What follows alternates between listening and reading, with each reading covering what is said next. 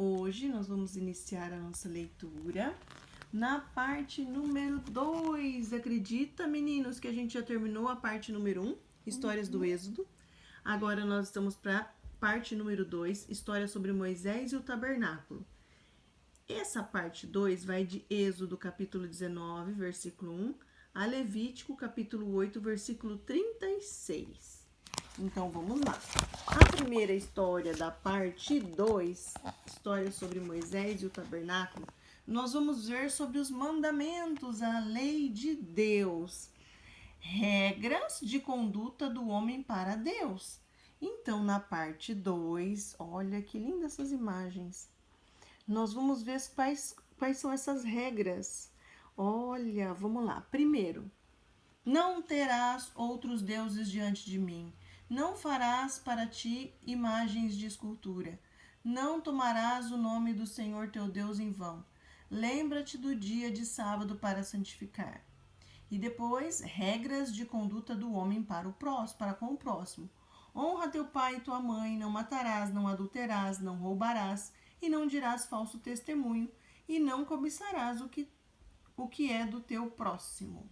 Uau! A gente estava conversando agora há pouco, né, Caetano e Pedro, sobre a questão de a gente não julgar as pessoas.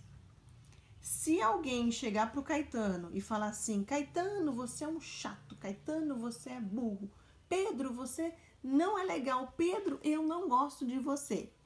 O que a gente faz com essas informações que essas pessoas estão falando para nós? A gente faz o quê? A gente não se importa. A gente vira e vai pra outro lugar. É, por quê? Tipo, ai mãe, filma pra mim. A gente fica assim, aí a gente por quê? vira de costas porque eles estão falando uma coisa que a gente não é. A gente é a imagem e semelhança de Deus. A gente só deve se importar o que Deus se importa com a gente, não que as outras pessoas se importam com a gente. Muito bem! A importância é o nosso relacionamento com Deus. Deus criou a imagem e semelhança. O Pedro, a imagem e semelhança. O Caetano. Então, o importante é o que ele pensa sobre a gente, não é verdade? Então, a gente vai pedir hoje para Deus iluminar os nossos corações. A gente não tem direito de julgar nenhuma outra pessoa, de julgar ninguém.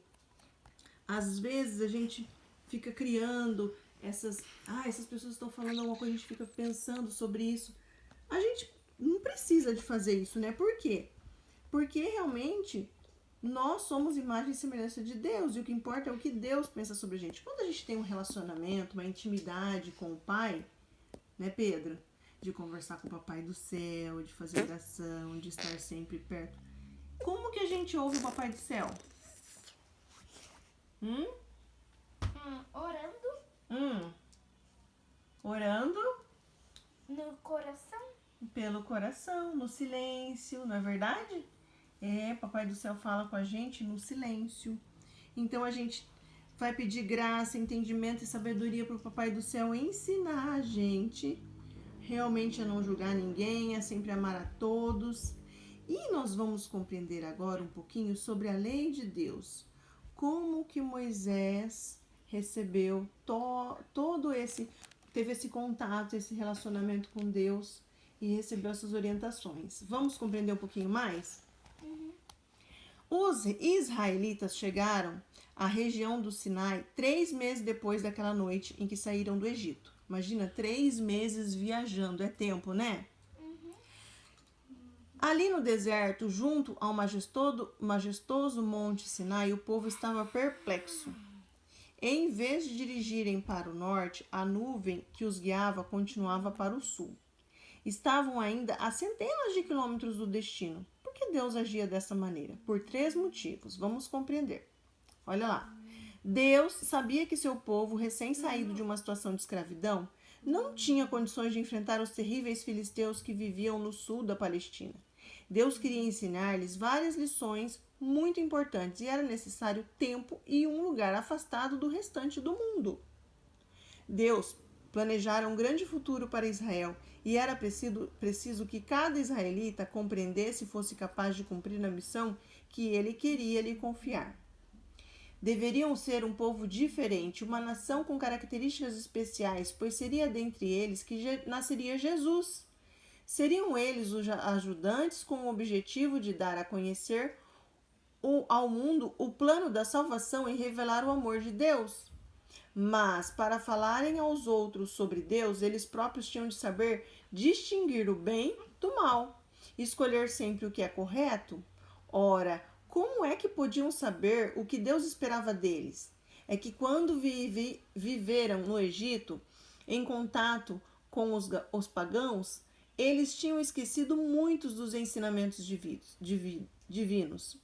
Então, Deus arquitetou um plano para passar o conhecimento da sua vontade àquele povo.